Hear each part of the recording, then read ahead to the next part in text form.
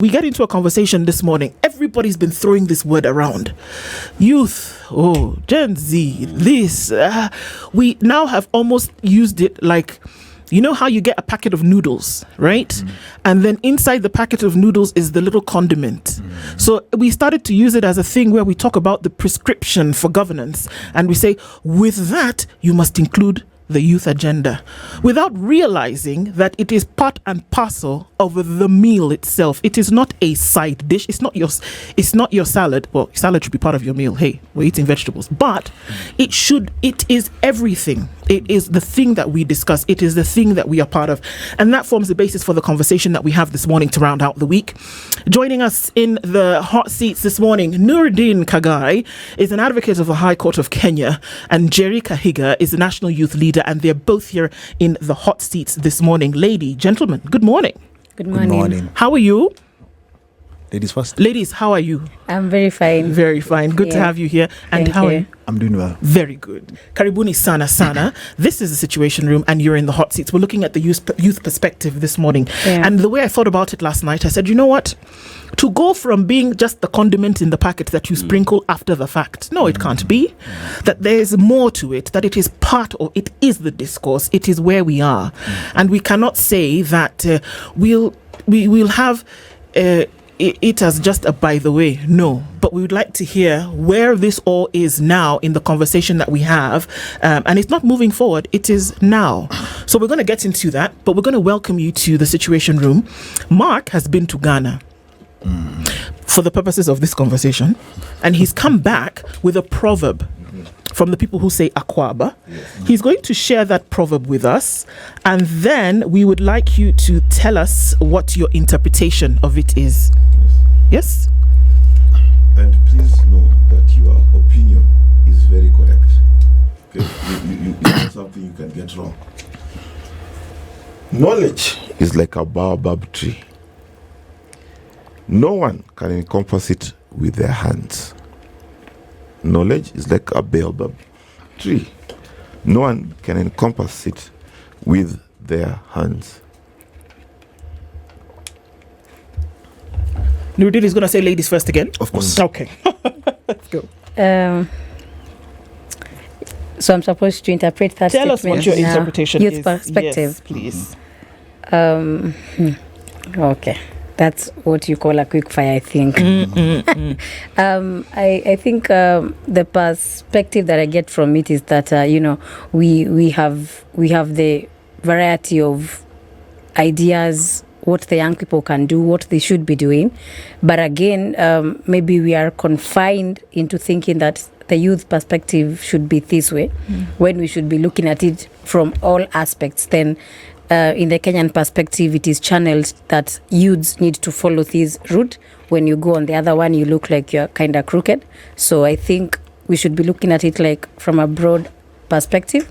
But the system of Kenya has made it impossible for the young people to even feel like they have the whole kitchen for themselves, and they are confined to what you say, to just be the spices. We have been confined into just thinking we just need to wait for our seniors to prepare the meal, then maybe we can come in some tomato sauce. Yeah, exactly. Some that's what I would sprinkle think. there. Yeah. Fantastic. Noordean? Well, I would say we need to see our scope as broad, or rather expand our territories and think beyond the norm. Because at the end of the day, you're always told, follow the line or the channel, and that channel is always going to be against you. So think wide, be broad in your decisions, and open up your scope or other territory. Yeah. Indeed. Open it up. Definitely will serve. And, the discourse, whichever way we want to look at it, and that's great for your interpretations for both of you. And I think it also forms for what we'll talk about now. The discourse, as we see it in the country, is highly political. Highly. Yeah. There is a lot that needs to be done. There is a lot that needs to be implemented, and to stay away from the political is one thing that many have cried that we do, but it seems as though it is not possible to do. beyond that, especially after, and we keep using it as a point of reference, and I think that we should, especially after the protests that took place in 2024, and then we saw a shift. Many would argue that it was a seismic one then, in terms of how the dealings with this country then were going to operate from then moving forward. It changed things monumentally. And then we heard louder than ever that there needed to be youth inclusion in all of these things that we are doing. Do you think there needs to be youth inclusion in all of these things that we are doing, or do we think that everybody is supposed to be included in the conversations that we are having and the political direction in which we are going? Which one? Well, personally, I believe that everyone needs to be involved. That is why the law talks about public participation. You all need to participate, bring in your input, be it old or young, at the end of the day. What we're seeing, the clamor for the youth, it's more or less just looking for the votes. You see, that's why you see everybody's talking about, we respect the Gen Z, we are going to work with them. That is purely because of the fact that people are looking for votes. And it reminds me of how our politics has been. Every single time a political party is formed, they open up a youth wing. Now that youth wing is where you guys are thrown. You are needed for rallies, Yes. to chant, to wear the party T-shirts. But when decisions are being made, now these days apparently they bring just one person to the neck. Now that person is usually overpowered at the end of the day. So you see how they run their affairs. The youth are there to be seen, to just popularize the party. But at the end of the day, they get shortchanged. Last elections, they tried something where some parties are offering, if you are below 35 years, free, you don't pay the nomination fee. We're getting some, but I still believe that they still see the youth as something to just use and throw. And then when now they have to appoint people, now they go for their cronies. And that is how it works at the end of the day. And those that get their appointments, for example, those that they call youth, are those who they do their bidding for. Because so they are kind of panel beaten into a certain way, and they conform. They wouldn't take someone like Noordean who would ask a question like, why are we doing this? So they'll see you as problematic. That is why you see now apparently what happened last year in June, to some in the establishment, they feel kind of triggered. They're like, why are these people, what had made these people actually realize that they have some voice or some power? And so at the end of the day, I do believe that the youth are very important in the country, because every single law you make, you remember Malema usually says, they have the advantage of time. Most of these politicians are old, they'll pass away. So if you're making, for example, if you're making laws that are going to hurt the people in future, of course these people are going to be there. So I do believe that it's quite beautiful that people have actually decided to take part and parcel in decision making in this country. And I believe that's the way going forward. Yeah. Njeri? I want to start by saying that I've, maybe because of I'm a Gen Z, and I've failed to understand for a long time why youth have seemed like a minority group, when in reality, in terms of number data, we are the largest group. And the whole situation now, when you look at it from a political aspect, because I beg to differ when people say we should not be apolitical every other time, because everything that happens in this country, from business to agriculture to just the normal social living, is a direct or indirect line of politics. So we cannot do away with politics. Every day when we wake up, when I go to the stage and find that fare has been hiked, is because maybe a policy was introduced and fuel prices went up, and the matatu crew felt we need to add the fare. So if a passenger feels like I don't want to do politics, then in the morning you find that politics has affected your fare, and you can't engage in the conversation because now apparently it involves politics, but now you have been affected. So I think maybe the aspect of whether the young people should be included or everybody should be included, if I look at the Constitution has had a place where even in terms of elective politics, it gives what age should a president, what should be the age bracket for a president vying, what are the place of the youth in terms of nominations. But for the longest time, people have just ignored the youth aspect. I don't even want to go to the elective point. Let us just do it from a business aspect. How many times in Kenya do the government uphold the percentage of tenders that should be given to the young people? Let's not even do politics. Let's even assume politics is a bad thing like everybody says. Let's do it from a business perspective. How many times do companies hire and say now, these tenders, we have 10 tenders and how many companies have applied, not even the government, the private businesses, how many times do they give a chance to young people to do tenders? On the basis of, hawa ni vijana wadogo natusumbua, you know, the young people don't know how to give kickbacks. The young people don't understand the unwritten laws of tendering, you know. And I understand that we for a long time have accused the political class, but it begins with us. How many times do we go in the village and do family gatherings and the young cousins cannot talk? Ni wangoje masaa ya sherehe waseme ni wimbo gani itachezwa. But when we were deciding on where the next location for this gathering should be, the young people should have been quiet and their mothers can decide what can be done next. What projects do we do as a family? The young people, the youth, the newly married should be quiet and wait for the seniors to speak. So when we talk about the youth inclusion, it's not something that should start from the political perspective. It needs to begin home. It needs to begin from the family setup. It needs to begin from the church setup. It needs to begin from just there in the mashinani when there is a case and people are trying to decide which wife was wrong, which husband was right. Yes. And the guys are told, wewe nyamaza, unajua nini kuhusu ndoa? You've only been married for 1.5 years, you know? Total. But you want the same youth who has read the finance bill 2 weeks ago to go on the street and demonstrate as a young person because the future is theirs. But when they were trying to give an opinion back at home, you told them of their age. The experience is downplayed. So I need us to look at it from a perspective of it's a failure from the whole community. We've for a long time ignored the youth. And maybe the youth have also played a part in big note because when time we've been given to platforms, some of us have decided to, you know, show people why the youth should not be on the table. Because we've seen young legislators be sycophants.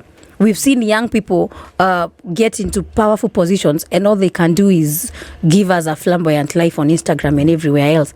And when the serious issues are being discussed, they're not even in the country, they're not even in parliament. They're out somewhere there posting for us photos all over. We've seen a situation where the young people have been given an opportunity and all they can show after 5 years is vehicles and expensive wigs. When you ask them, what did you take to parliament? They can't show you. But they want in the next election, nominations, they be considered again. For them again to go post for us photos. So I think it's a mistake that everybody needs to own. The community with the young people. And for a minute, we need to keep updating our constitution. It's time that everybody was given a fair ground. Because when you show that certain group is a minority, I think they tend to get it in their heads and they think they are entitled to be at the table even when they don't qualify to be on the table. You see, just a quick one, and I love how you're saying it, because I've always had a problem with this idea that youth must be included, because I don't believe any cadre of society should have an automatic access to something simply because they are a certain age or gender or whatever. It's not something I ascribe to, because then what we are doing is we are position filling versus actually considering what is the actual competence of this person to do what is needed. Yeah. Now, there's a big problem, and I don't think many Kenyans have realized it. The big problem is this: Kenya is not a society that thinks of itself socially tomorrow. Right? We've not even started preparing for Gen Z, and Gen Z is already above 18. Right? Because all the managers I talk to when I go to do a training, they're always complaining about Gen Z. Why? Because that generation and how it was brought up is different from millennials and how we were brought up. I'll give you a basic example, right? Us guys, millennials, most of us, when we were just 19, 20, 21, 23, Kibaki was coming in. So we got into a society with hope and whatever, and we've lived 20 years plus without needing to have to fix politics necessarily, right? Then a generation comes behind us that is facing different dynamics. So I totally get you when you talk about how even youth have been given opportunities and they've not used it. So I want to flip the question a little bit.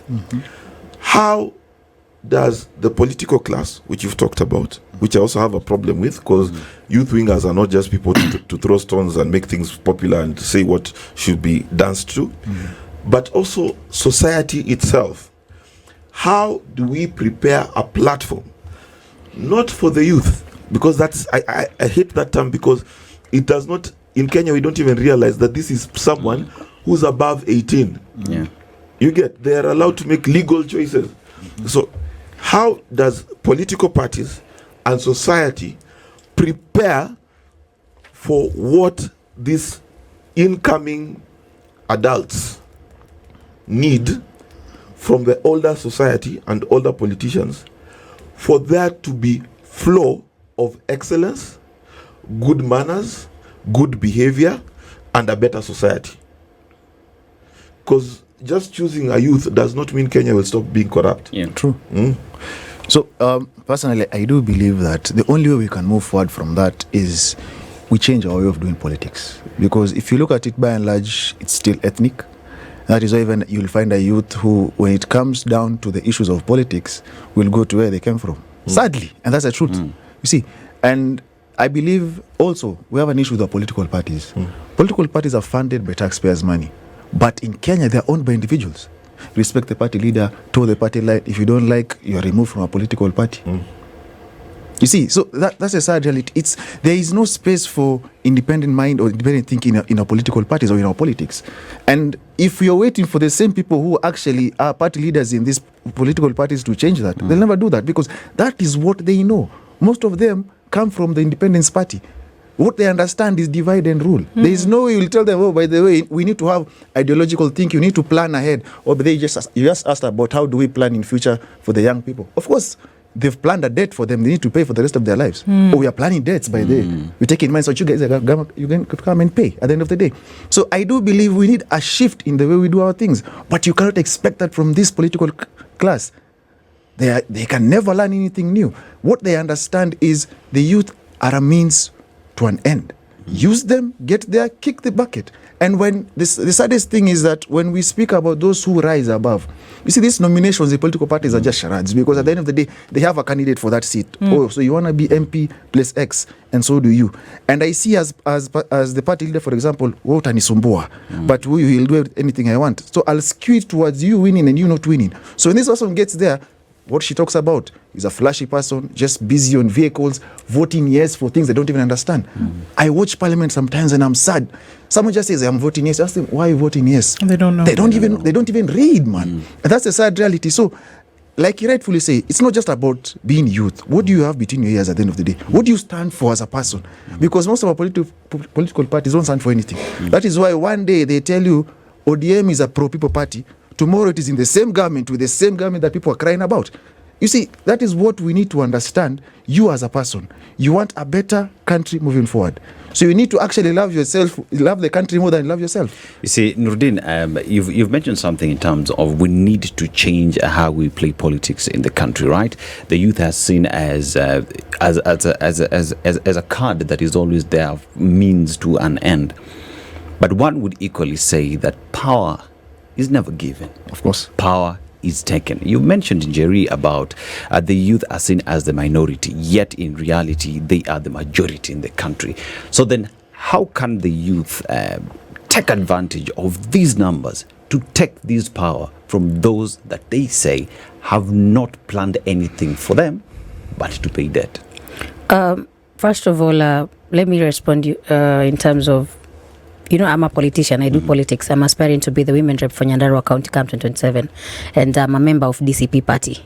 And as young people, when we went to the streets last year, we used to say we are leaderless, partyless, And now, after the whole reality hit us, that the only reason why Baba and his group took government is because they went to the table and negotiated and said, now, if you bring us on board, we are going to be able to bring down this generation that does not have leaders.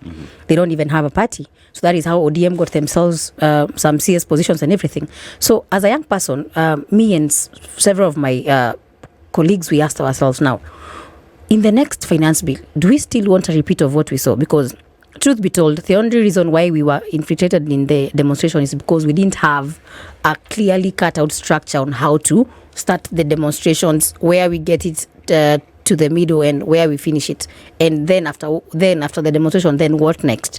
Where do we take this whole team of demonstrators? How do we help them get into a structural system where now they can shape politics from the inside.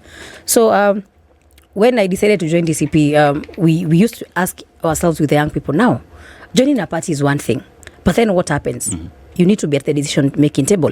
And I remember every time that Rigathi Gachagua used to do meetings back in Wamonyoro in the village, and he would sit down with young people and we would ask him, Your Excellency, you talk so much about the Gen Z. We saw you when the last minutes of your being a deputy president, you doing a presser in Mombasa, your boss doing it in Nairobi.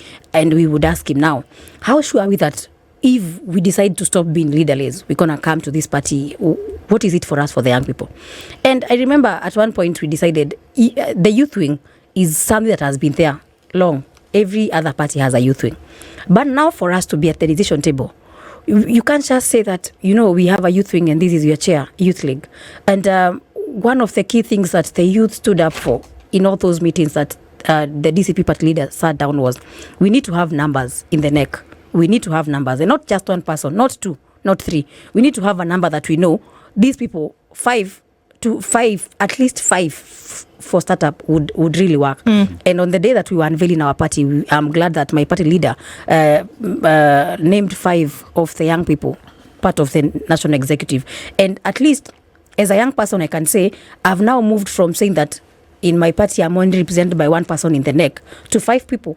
And these 5 people, we have told them now, you as the 5 people have to ensure that in that room of the other members, maybe 30 other people, you need to make sure that your voice as the young people is heard. Because we have to be very honest to ourselves. We must start somewhere. If at the decision table you don't bring out your voice boldly, if you agree to go to the table and just be an additional voice to whatever everybody else says, that is what the youth will become. Because I am a believer that if at the decision-making table, the young people can stand up and say, no, the young people have said no to finance bill. Whether the party is a ruling party or not, the young people have said this. Then it's up to the party to decide now, do we really want to tour with the young people? Or we want to go on our way and then they'll be on the mandamano on their way. And also as young people, it comes to the question of going to take you a seat at the table. And if they can't give you a seat at the table, break the table, go form yours. At sometimes we as young people, I tell young people that during mandamano, things were not easy. We used to go there and you would know, you go with somebody in the morning, Njeri, that person is in the cold room. They have been shot dead. And I tell the young people, every politician, during the Gen Z mandamano, saw an end to their career. Those who are in opposition and those who are in government, they saw an end of their career. Reason being the Gen Z. And that is why going to 2027, the young people need to understand that it's either they do it this time or they can join the circle of the young people who have been there back then, saying, tulikuwa hapo vijana. Sisi tulisimamisha finance bill, then what next? Okay. If we don't make it in 2027 to change at the ballot box and not only give people a chance at the ballot because they are Gen Z, because they can stand up and say something, articulate things that can change the nation. Noordean, Khagai and Njeri Kahiga here with us this morning, and we're talking about the youth perspective, which has been talked to within an inch of its life. But then we're saying, okay, what is it? What is that perspective and who needs to realize it? What's this voice? Because, you know what, right now, because we're just having this hot as we come in for the break and just coming into you, Mark, is that the voice that it seems to be, and it could be a convoluted, distorted voice that we hear that needs to be the youth perspective, that it needs to be your new age social media, dressed in a certain manner, saying certain things, and if you toe that particular line, then that's the perspective that we need to have. People say, well, we need to be on TikTok because that's where the youth are. We need to be with the particular kind of music because that's what the youth are listening to. But it gives us a bit of an unserious tinge. Is that the voice that we want to hear? Answer, because we will. I'll make it complicated. I'll go after your answers. Okay. First of all, I think the problem starts with the people that these leaders thought would help them in office, because sadly in Kenya, the people who help an MP when he's employed, the person who was mobilizing for him, the Boda Boda team, the person who was mobilizing for him, the Gen Z, the person who was mobilizing for him, Wamama wa Chama. So these are the people who are taken into office. Some they are even trying to fake papers. We've seen people who have gone into office through fake papers. So now when it comes to real PR, this person does not want to take a journalist somewhere who is retired or who is no longer working in a station for them to do their public relations. Somebody who really understands what public relation entails. Somebody who can tell you this strategy can work and will give you these results. They only want somebody somewhere there who is a hype man, somewhere around the youth people who can tell him, hey, join TikTok. And now it narrows down to qualifications again. Don't just give people opportunities because opportunities are there to be given. Give them because they are qualified and because they can show results. If you ask these members of parliament who have millions of followers on TikTok, you find on Facebook, at least every member of parliament has over 100,000. If you ask them what they do with it, they don't know. They just tell you for the likes, for the views, they are okay with it. And they look at it like the video is not doing well and the users are not being engaged if it does not hit 1,000 views. Now, that is what they think results are not being shown. But in reality, they need to ask themselves, does engaging the young people means dancing to their tunes? Can we stop we need to stop these normal conversation where we think that the young people, for us to associate with them, it's doing what they like. Sometimes with the young people, just want to see you doing policies that work for us. But because you took in your office people who were just in your campaign team and not necessarily people who are qualified to make you understand how to engage with the young people through the constitution, how do you engage with the young people through policies, how do you engage with the young people through maybe helping them understand better why you want to pass this bill. So I think it starts with right from the day a member of parliament is declared the winner. The people that they hang around with, these are the people that shape their next 5 years. Because if you ask, I don't want to mention names, but if you ask some of these popular TikTokers who are politicians, what dancing on TikTok for the last 2 years has helped them with the young people, they'll give you no story. But I am very sure if they took in qualified people, and sometimes they even have qualified people, but you've brought in an advisor, but you want to advise this advisor on how they can advise you, you know? And that is the case we even have for our president. He has so many advisors. In fact, right now, anybody who wants to be fired, you're not told you have been fired. You are told you've been made an advisor. You know, advisor is the new word for firing. So in case you hear your head of department tells you now you've been taken to another department to advise, just know you've been fired. Because in Kenya now we have a president who also wants to advise his advisors how to advise him. And that is the saddest thing, that we as Kenyans need to understand that even if we want to talk about the youth perspective, even if this youth is taken to the president and sits with him every day, but the president has to tell him, uniambia hivi na hivi na nitafanya hivi na hivi, then for you're just there to, just do what the person told you to do. And I think that is the main problem that we have. But he said, hamuna PhD, mna advice kama nani? That's a PhD ya botany, surely. Wow. I have had the privilege of engaging with some of the commissars from EFF. And I've talked to them about how they came about from, most of them were in ANC. And so if you look at, for example, their politics there, their parties, how their youth wing is extremely powerful. A president there in the youth wing in a political party in South Africa is extremely powerful. So if you look at, for example, what they discuss in their parliament, vis-a-vis what we discuss here, because I also watch them, you look at a member of parliament from, let's say, South Africa, in as much as my brothers there are kind of unconventional with how they operate, that is EFF, you have them discussing something as serious as land expropriation without compensation. In Kenya, we have reports like the TGRC, the Ndungland report, the Khagai report, that none of these MPs that are young, quote unquote, can pick and bring to the House for implementation. Because, as you rightfully say, what they think is hype or what is PR to them is dancing. Do you know your work can sell itself? By virtue of what you are doing, the impact can be felt. You don't need to dance. And most of the time, the dance is just work. It's terrible. It's terrible. It's like most of them have rickets at the end of the day. But where did they get this idea? Because this is what people want to see. Someone lied to them that it's hype, it's cool. If you dress in a certain way, if you dress in expensive clothes, if you walk in a certain way, showing us Christian Louis Vuittons, if you walk in a if you dance to certain tunes, or you're dancing to Burna Boy. So because Burna Boy has fans in Kenya, that will translate to votes. They need to wake up, man, and smell the coffee, because it's never going to work that way.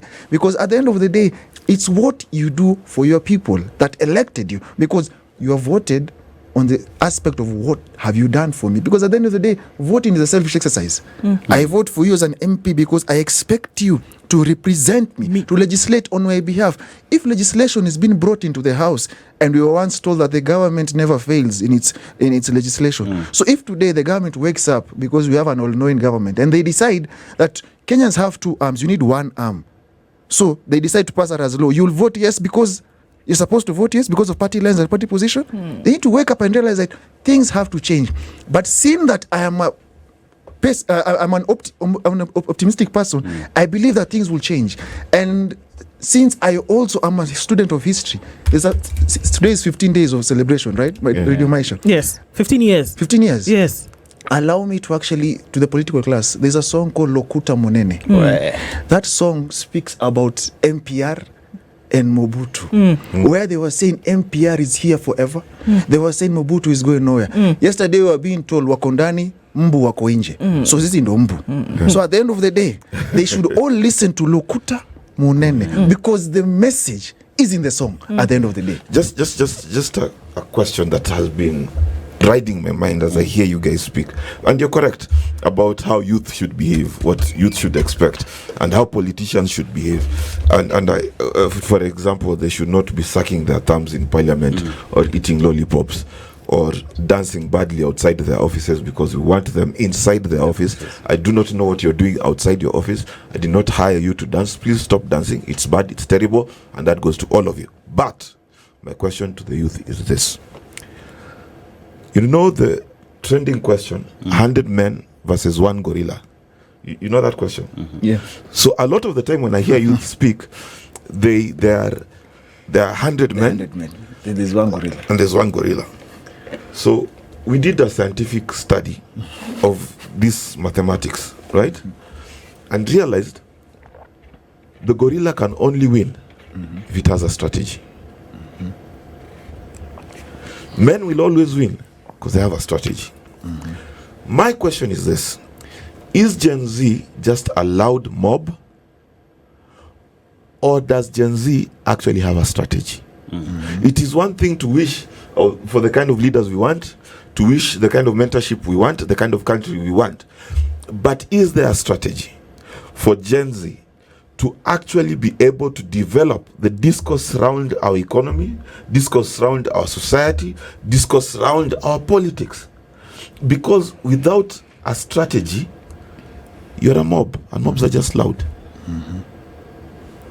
It's the same thing as Sankara used to say, that a soldier without education, with a gun, is a terrorist at the end of the day.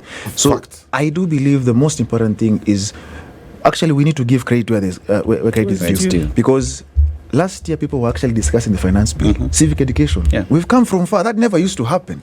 So people are actually waking up to the realization that, you know what, since we have members of parliament who have forgotten their roles, the people shall, you know? At the end of the day, we can represent ourselves in such a way that we can educate ourselves around what is happening. I believe the most important thing is to answer his question. If you want a different country moving forward, register as voters and wake up and vote. Because to some, voting isn't cool. It's an exercise in futility. It's a long queue. I don't have time for this. I have things to do. You know, realize that the next 5 years are determined by an election. So if you fail to vote, a good or bad leader will go in. And that person will determine whether they'll tax you to oblivion at the end of the day. Whether someone, hey, man, we're a country where we pray for social media. Can you even imagine? And that's my member of parliament. I'm so disturbed when I see some things, you know. You're praying for social media. I'm disturbed, you know. So at the end of the day, because you fail to understand things are changing, things are moving, and you fail to understand that your ideas are archaic, and you need to go with the time, which is not TikTok in this case, which is understand people are asking for their deliverables. You see, Njeri, bad leaders are elected by citizens who don't vote. And the citizens who don't vote, even if you go back to 2022, are young people who did not come out, did not even bother to register as voters. We saw the Finance Bill 2024 and how the young people came out and they communicated. Like he said, there was public participation. These finance bill was being broken down even to mother tongue, making sure that everyone is into and understands what's going to happen. And even declarations are made. Nyinyi mtakaa home tutaenda na nini na ID zenu. This is our time to go vote. He's asked about strategy, right? But one would ask, what exactly do the young people want? Because it is not as clear. Young people are complaining, but what exactly do you want? First of all, before, when we started the show, he said that most managers say that Gen Z are very hard to work with. But as a Gen Z, I'm 24 years old. I have to really ask all of you a question because I can notice all of you are not, you're not Gen Zs. Maybe apart from him. Now, Good genes. now let me ask. Let me assume the number of registered voters in Kenya. I'm doing an assumption. Is 1 million. Let's assume by the time registration was being done and elections, maybe 200,000 have passed on. So we're talking about 800,000 registered voters, most of which are not Gen Z. Mumesema si atuchukui kura na atu register votes. How are 800,000? Mbona watokeangi wote? Let's start there the conversation. Because I've had a situation where middle class, which carries the most number of millennials, and that's that close generation of baby boomers who are close to the millennials. Siku ya kuvote ndio siku ya yeye kuenda ushago, ndio siku ya yeye kuchukua flight to Zanzibar, ndio siku ya yeye kuenda kushikisha na maboys. Let me give a very let me not use a radio presenter, somebody who left. You might not invite me next time here, but let's assume a middle class radio presenter who had a show in the morning, then the rest of the day is a holiday because they're supposed to vote. But this is a day amekumbuka sijafua manguo hii wiki. Na kesho ni siku ya job, wacha nifue tu hii leo, So the middle class need to agree that they have also failed this nation. Okay, this is Gen Z, we agree. Most of us hawakuchukua kura na hawakuvote. But kuna watu wengi sana walichukua kura lakini hawakuenda kuvote. Hiyo ndio siku ya wao kufanya vitu zao. So we need to combine this group of those with votes and they don't go to vote, and this one without votes. Washikane tuende wote, because for a long time millennials have always felt I have a payslip. But now the government has now decided the payslip is their cash cow. You understand? And I really feel that the people who are in the middle class, for many times that we've gone to elections, I've always felt no need, niko tu sawa, unajua niko na salon niko sawa. But 2027 they'll go home, take out their parents and tell them, Mom, when my salary used to be 100,000, I used to afford this and this. But now SHA has come, affordable housing has come, and the next government will bring something else that is close to SHA and close to affordable housing. Ya kuteremsha ile, the payslip. So I think the two groups need to combine and we go voting leaders. And again, we need to bring this narrative to the young people and to the old people in mashinani. When I this bottle of water, if I give you 100, if you give me 100 shillings and I give you this bottle of water, mimi na wewe nobody has deni ya mtu mwingine. I've given you water, you've given me money. Wanjiko in mashinani, where I come from, Nyandarua, I keep telling them as a young person, because like today after I leave studio I'm gonna go to Nyandarua mashinani. There is a public participation in Engineer Kinango. But when I get to the ground, the first thing they tell me, Nairobi kuna pesa, tupeza macho, and I ask them, if I give you 200 shillings and you give me your vote, then why are you asking me for accountability when I'm in parliament? Because most young people right now are all over asking, tatoa wapi loan, nitauza nini? Some even go to an extent of taking loans on and giving up their properties ndio apelekea ule wanjiko wa kawaida money. But then this is where the whole scenario changes. I took loans, brought money to Nyandarua County wanipe kiti ya women rep. Now I am the women rep, but I have loans accounting to millions of money. People will tell you today, unataka kusimama kiti gani? Women rep Nyandarua. Yeah. So you have like 60M somewhere. I'm like, 60M for what? From where? But you need 60M. when you go take that 60M from a bank maybe, or from a Shirok or wherever you get it, when you go into parliament and then you hear in the corridors of parliament somewhere in the toilets there is each person 2 million, I'll first go take the money nipunguze 60 million ikue 58 million. And the Kenyan voter needs to understand, as long as we make elections expensive, we are not in the moral authority to demand for accountability, because you made elections very expensive. That today, if we had to talk about the young people going for president, it would be an exercise in futility, because they'll be asked, ukona like 5 billion ya kufanya campaigns. Why do we need 5 billion? I'm sorry, I'm cutting you short, but let me just finish my statement.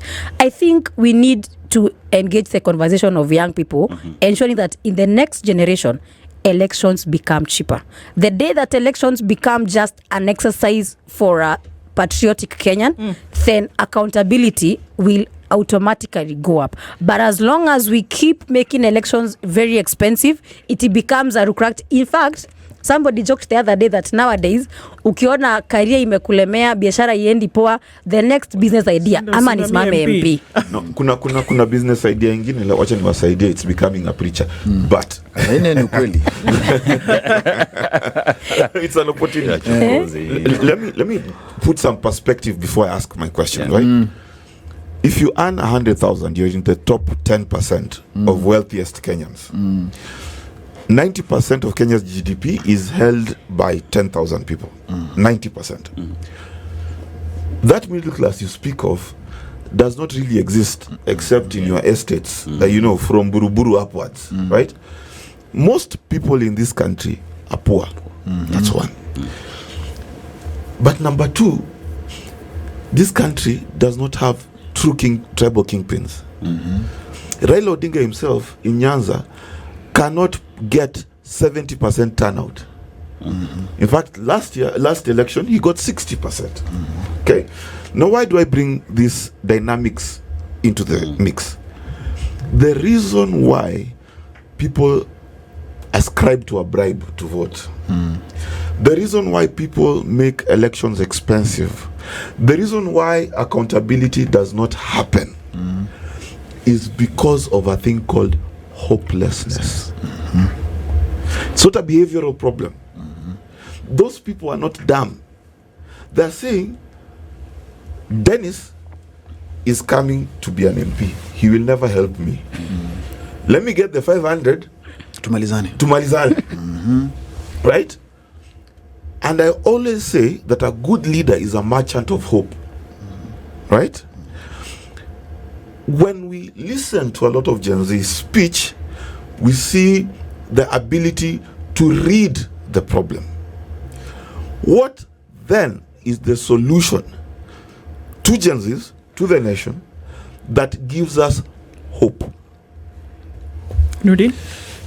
Wow.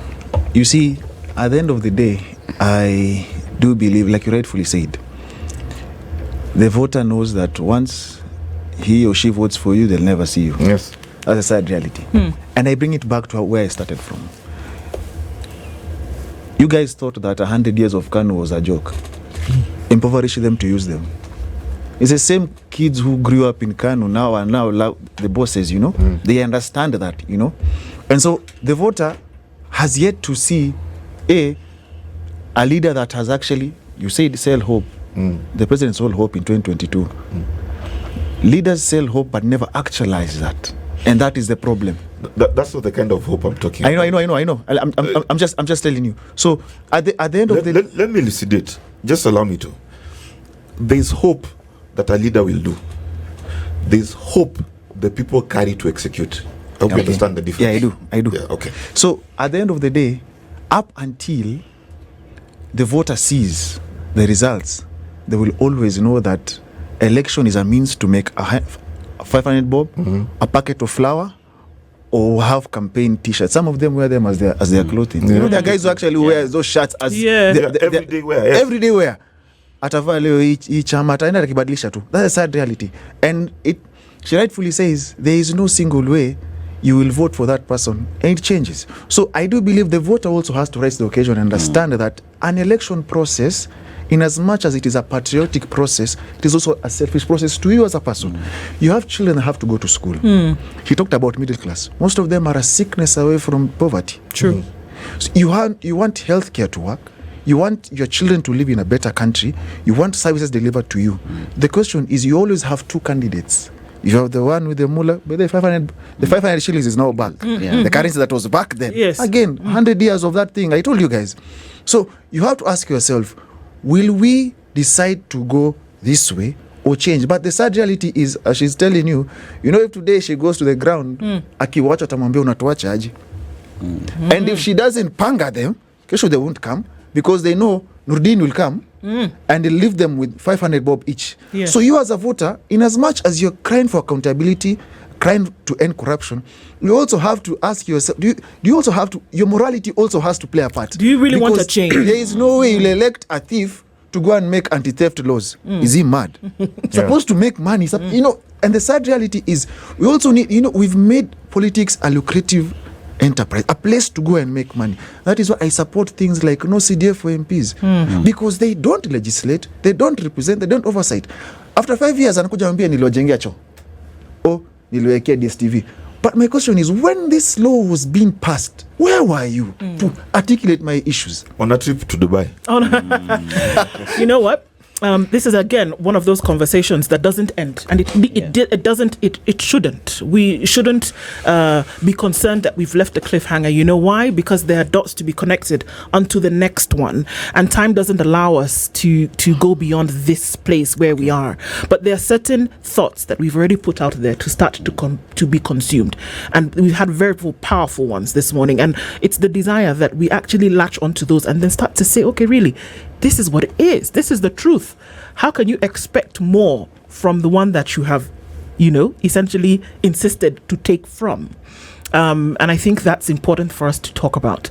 Noordean Khagai and Njeri Kahiga, we hope that this will be a reoccurrence and that we can continue talking about these things. This is the Situation Room, the only way to start your day.